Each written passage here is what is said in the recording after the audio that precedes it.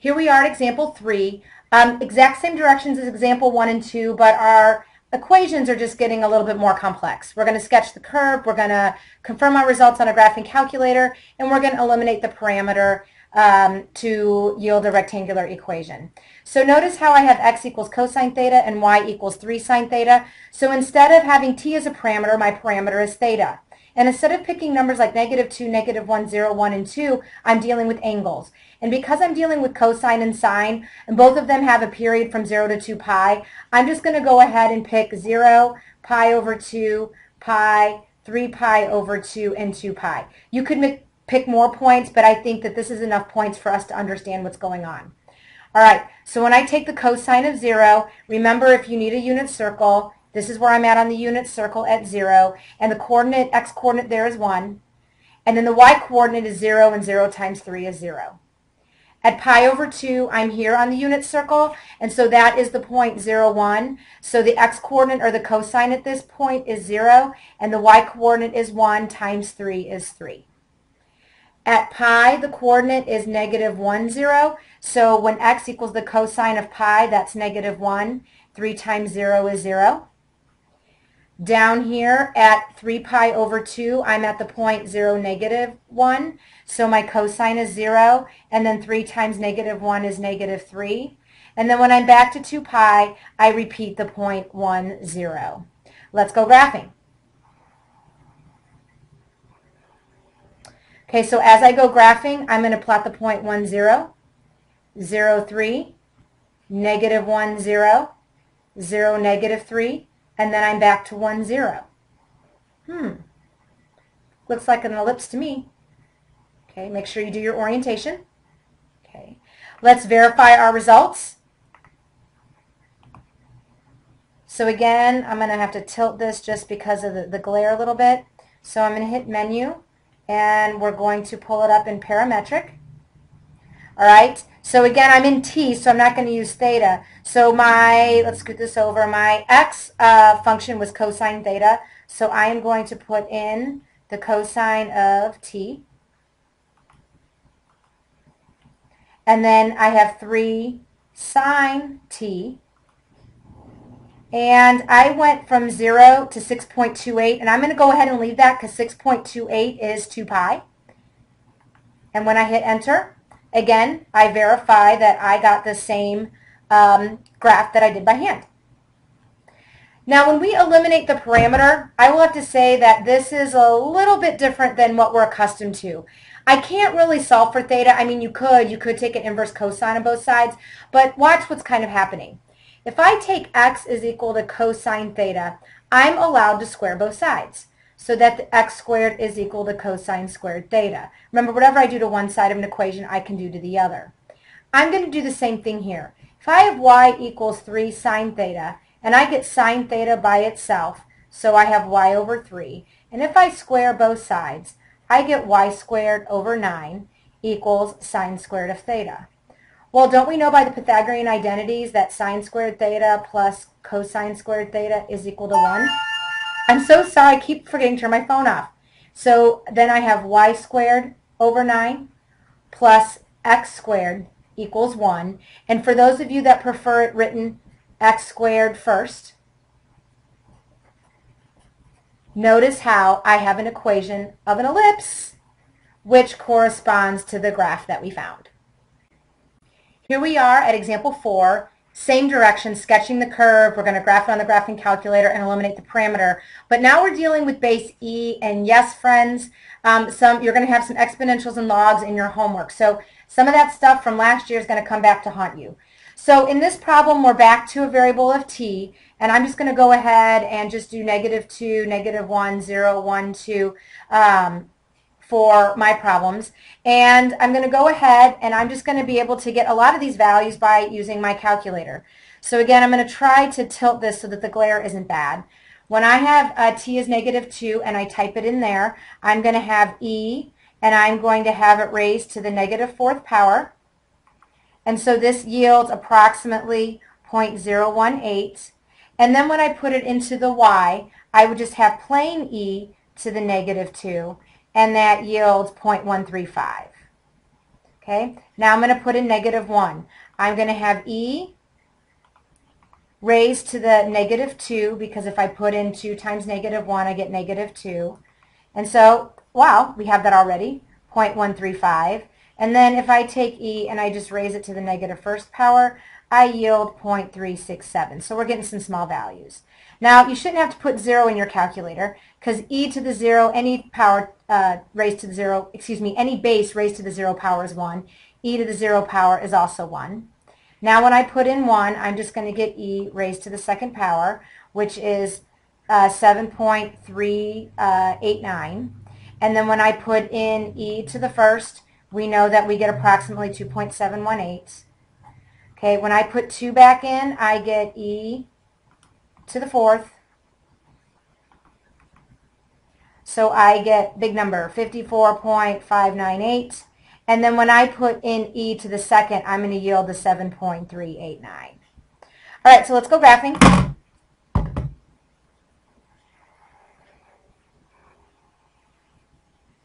So when I plot this, I'm going to plot like just barely 0.18 and barely up. So it's not right at 0, but right above.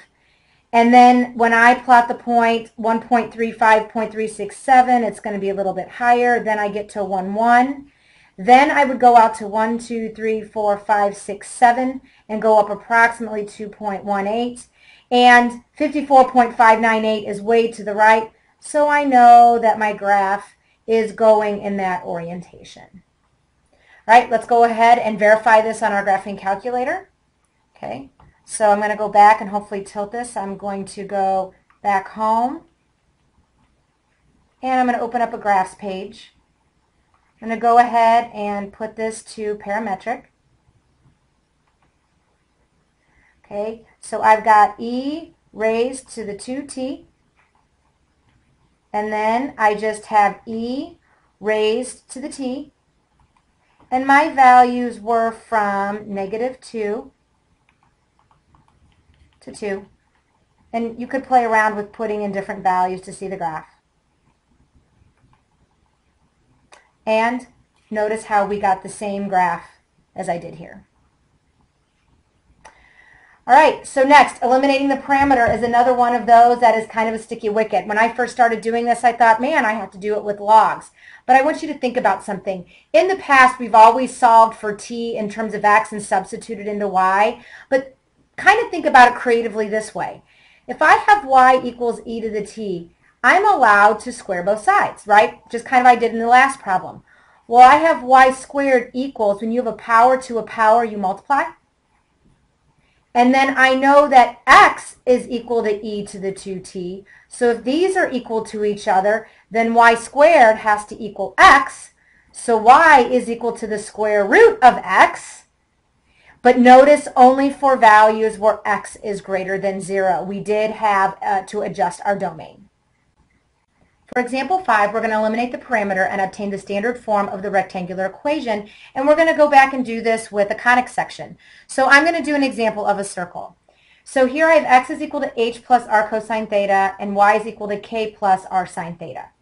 Well, if I solve for cosine theta, I would get x minus h equals r cosine theta. And then when I divide both sides by r, I would get the cosine theta is equal to x minus h over r. Similarly, if I solve for sine theta, I would subtract k from both sides. So sine theta yields y minus k over r.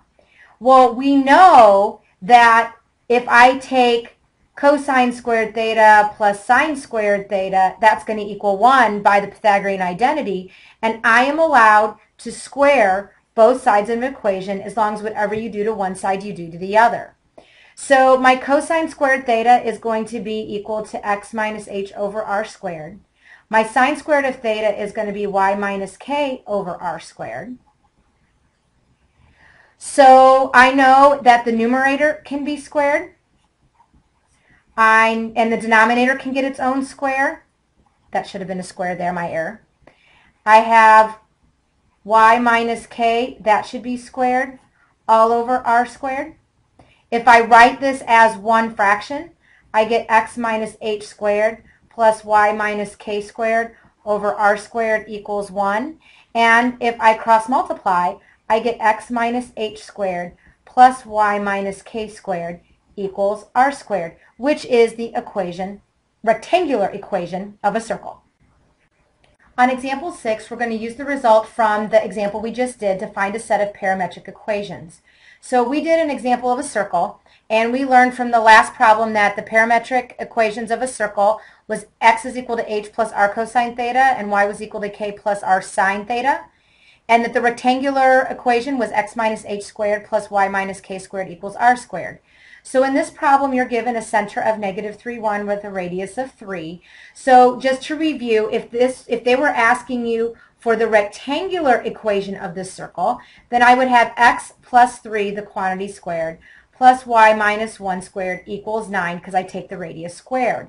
But if I want a parametric equation using these values, well, x is equal to h is negative 3, so negative 3 plus r, my radius is 3 cosine theta, and then my y is equal to k, which is 1, plus 3 sine theta, and that is an example of the parametric equation. Welcome to example 7, our last example for this entire lesson. We're going to find two different sets of parametric equations for the given rectangular equations. In conferring with Mr. Townsend before I taught this lesson, just to get some tips, he said this is one of those equations where sometimes kids just forget the obvious. The obvious way that you can turn a rectangular equation into a parametric is simply to let x equal t. Let x equal t, and then you just do direct substitution. Y equals 6, and instead of x squared, we know that x is equal to t, so I can put t in for x minus 5. And you have just turned this rectangular equation into a parametric. On that same logic, you can let x be anything. X equals 2t, 3t. You could let it equal t over 3. You could let it be equal to e to the t. You can really let it equal whatever it is you want to equal. And depending on the problem, this is polynomial. Again, we're still kind of in an introductory parametric equation lesson. It will get more complicated next year. Right now, we just want you to have a basic understanding of introducing this third parameter. And so, I don't know, I'll just make x equals 3t. So now that I know x is equal to 3t, y is equal to 6, times 3t squared minus 5. So y is equal to 6 times 9t squared minus 5. So y is equal to 54t squared minus 5. So if I wanted to write this nice and neat, my parametric equation would be x is equal to 3t, y is equal to 54t squared minus 5. So obviously the answers to these kinds of questions in the problem set will vary. So your learning opportunity number 2. So your learning opportunity number 2 is to continue on page 673 plus, 19 to 31 the odds, 33 to 43 all, but I did 34 and 40 for you in this. 43 to 49 odd, 55 to 58 all, and then 59, 61, 71, and 73. Good luck.